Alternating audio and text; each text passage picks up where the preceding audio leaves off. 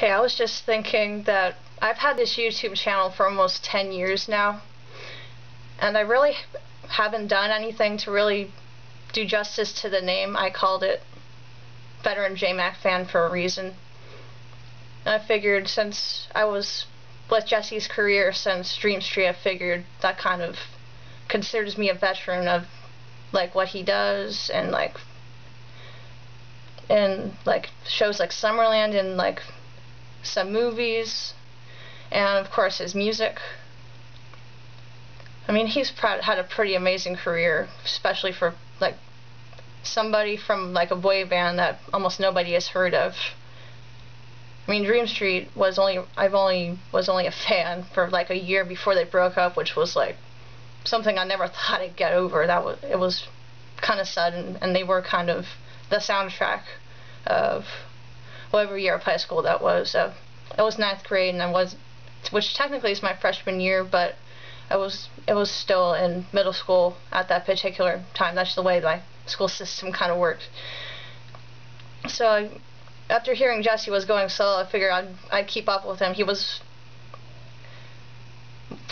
one of my favorites. I mean, everybody liked Chris Truesdale, obviously. I mean, it was the one that got all the girls. He was the cutest. Still waiting for his album. Hopefully that'll happen at some point, because it's been a long wait, but I'm pretty patient when it comes to these sort of things, especially with my favorites. And 2003 was the second time I saw Jesse. The first time was for a Dream Street meet and greet, and I only got like maybe a second or two with him at that point. But still haven't forgotten that day. It was technically the day after my birthday, but it was my birthday present that year. I turned 17, and he was at Point Pleasant, New Jersey, and he gave a concert with for his first band. I still remember that he, Katie Spencer on keyboards and Dylan on guitar. Like I still remember the names of a couple of people from the band. And every now and then I listen to the EP that they were giving away, which has only like 3 songs on it.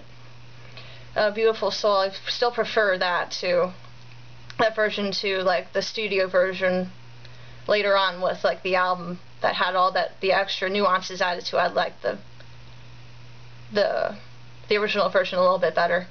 And Don't You was like something that I kind of wish made it onto another album, because I really liked that one. That was great. And after Why Don't You Kiss Her, they had a hidden track right afterwards, which was like Don't You but acoustic, and that was another pretty cool version. So that was 2003, and then maybe a year later Beautiful Soul came out, and I was expecting more bubblegum pop or whatever the heck it was, and some of it wasn't, and I was a little thrown. Like She's No You, I think, has he goes really fast through the verses and so on, so it took me a while to nail that when I was like learning the lyrics and so on.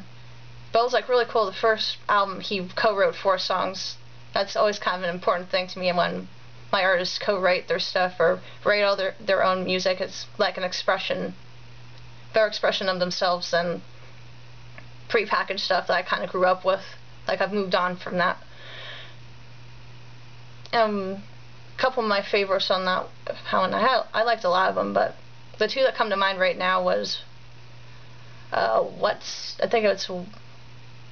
Your Name, I think, was what's called, one of the ones he co-wrote. And one of the lyrics made me think about just seeing him in the concert. I'm not sure if he performed that particular song there. I don't think he did. But it was something about, I forgot the exact lyric. It's been a while, but it was something about like packing up after like leaving the beach. That's what the girl was doing while he was still trying to like ask her what her name was and so on. And then Because You Live, which has some songwriters that I would probably stumble over their names if I tried to remember right now, but Because You Live was probably my favorite overall in that one. And then I guess after that, Right Where You Want Me came out, and that until this new album, that one was like my favorite. Like I liked almost well, in general with Jesse, I liked pretty much every track on his albums except for like maybe one or two. But and he co-wrote almost everything on Right Where You Want Me, which was great. And I still remember once or twice when I was in college, like I was on break between classes, so I was just hanging out in my dorm room and I was listening to it. It was like chilling with like my best friend, which at the time I don't think I really had any friends at that point. It would be a couple years before I actually made friends in college. But that's always kind of been what it's been like with Jesse. Like when I listen to his music, it feels like we're on the same page, we're in the same place in our lives. The only difference being that he's always kind of with somebody and I'm kind of not, but it's not like I'm really looking for a relationship. I'm still kind of working on myself a little bit. Then a couple years after that was Departure, which took me kind of a little while to get used to because he switched to R&B from pop, and that was a little, what's the word I want to use? I felt a little blindsided by it.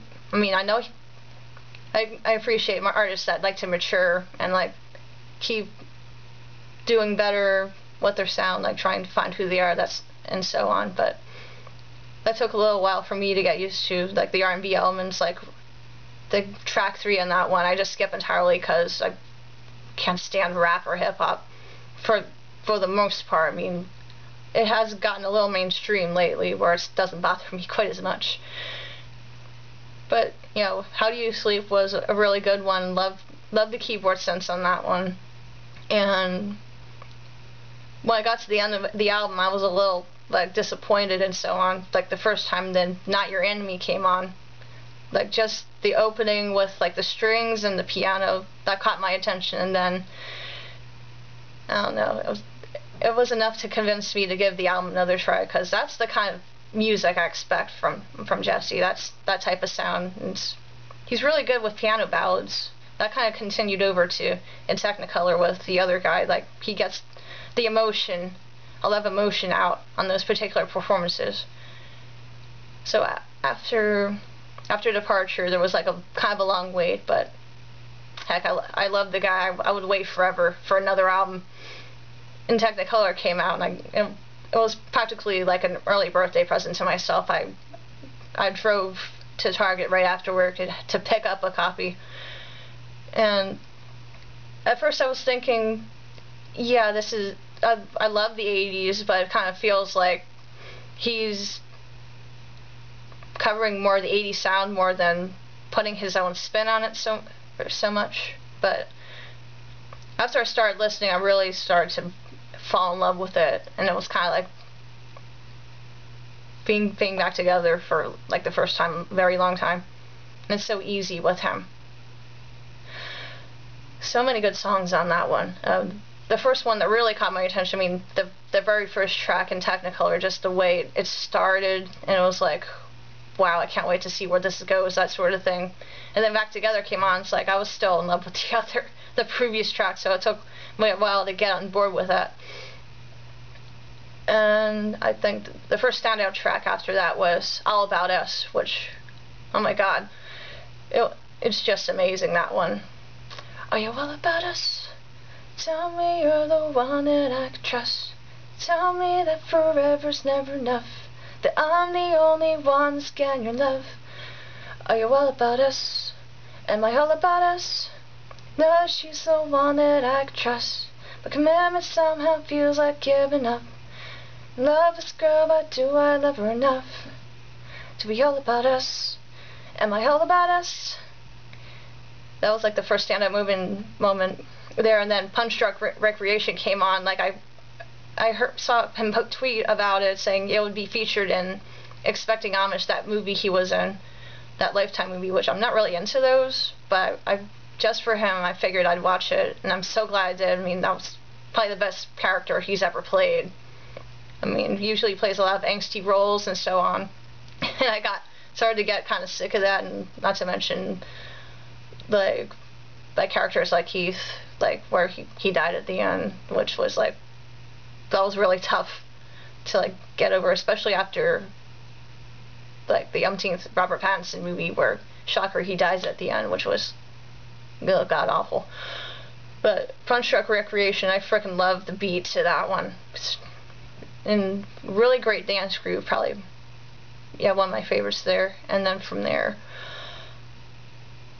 once I figured out what the other guy was kind of about, I really fell in love with that one. Great emotional performance, like I said before, and I was glad once at Target to get like the 2 extra tracks. I mean, Catch and Release I didn't really get into quite as much, but I always kind of end the album with So Cool, because the other guy is like so kind of like depressing and sad, and I wanted to end on like a happier note, and So Cool's.